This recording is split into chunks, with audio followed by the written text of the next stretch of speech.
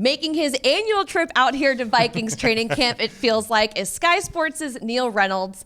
Neil, how was the trip over? What's it like being back in Minnesota? I always enjoy coming here, watching the Vikings practice, always get treated so well. So yeah, this is stop number 2 on my training camp trip. I'm seeing 7 teams in 8 days. Started in Jacksonville and then just arrived here in Minneapolis. And then, as I was just telling you, I'm going to drive the rest of the way to New York. So it doesn't look that far on the map. Doesn't look that far. You got to drive on the right side of the road. Yes, little exactly. Bit of adjustments so there for you. I'm all right. And you actually have roundabouts in Minneapolis. Yes. They don't have them in America very much, do they? It's all 4-way stops. Very confusing. We like roundabouts. We're coming around to the roundabouts. We like it. See, it's a see what British I did there? influence at last. Well, let's talk a little bit about the Vikings schedule that came out, because we have played over there before a few times on, but the first trip to Ireland, and then they're staying over to go play at Tottenham Hotspur Stadium. When you saw that and you saw it was the Vikings, what were your first thoughts? Not surprised that it was the Vikings, because I think the team are very open-minded internationally, and I think they've had great success, of course, winning all those games in London, not losing a game in London, touch wood, keep it going. But I felt like it was a piece of history. Again, the NFL's continuing to push that envelope and see how much they can do internationally. This is the first time we'll have a team play in America, then in 2 different countries internationally as well. So to go from home game against the Bengals, right? I think it's week 3 against the Bengals, and then straight to Dublin and then on to London. Again, it's that testing of the international market and how it impacts the team logistically. So yeah, very exciting and feels historic.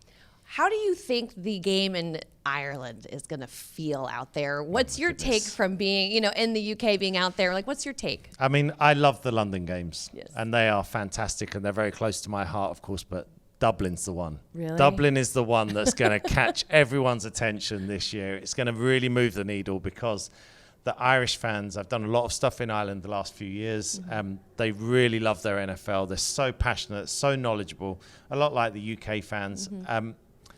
But what you're going to see as well is so many people coming over from America, because everyone's got Irish heritage. Right? It seems like everyone's got an Irish aunt or an Irish grandparent. So there's going to be a real sentiment. That game is going to be off the charts. Yeah, we have a couple of coaches and our quarterback with a little bit of an Irish heritage there too. Yeah. And it's the Steelers and Vikings. And it is. I know this from London in 2013. Those 2 fan bases travel. It is going to be incredible. I can't wait. Well, speaking of our quarterback, JJ McCarthy, will you get a chance to talk to him while you're here? You will? Okay, I see. Yes. Yeah, he's on my list. Okay, that's amazing. So what are some of the things you want to know from him as you pursue that storyline? Yeah, I mean, it's his team now. If it's a quarterback-driven league, it's his team. So how does he handle that? How does he feel about that? How excited is he?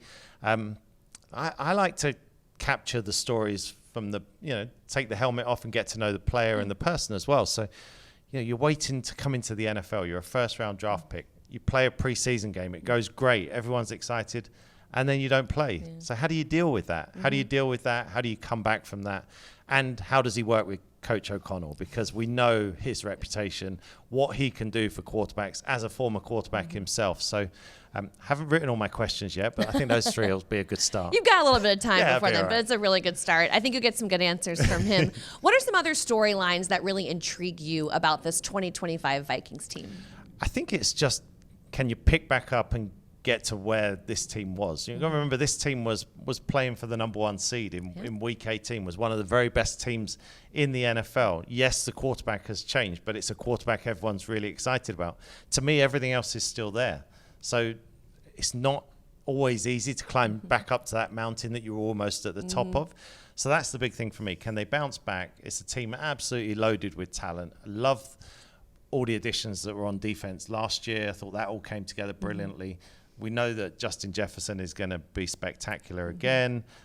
So, yeah, I think all the pieces are still there. So it's just a case of stacking those wins and getting back, because they were so close. But no season's the same, is it? Everything can change from year to year. But, yeah, fingers crossed. Always I'm not allowed to root for anyone because I'm in the media, but I do root for the Vikings. I was going to say, I kind of feel like you've got a little bit of love there for Minnesota, but you've been covering them for so long that you feel that affinity towards this organization. Yeah, so been coming regularly since 2013 when the team first played at Wembley Stadium. I've been making it a regular trip.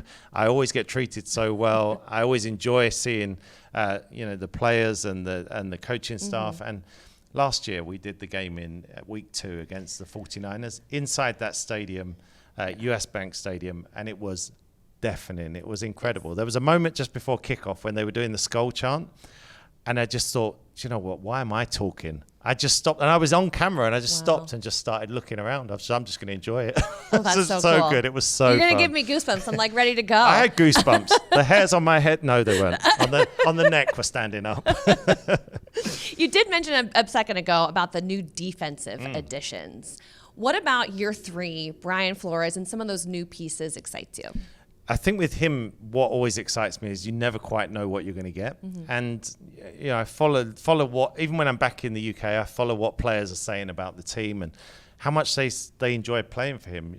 Last year, I was talking to Jonathan Grenard and Andrew Van Ginkel, and they were saying, how special it was. And Gink was saying that, a lot of the players were coming to him because he knew all the terminology, and we saw what a great season he had.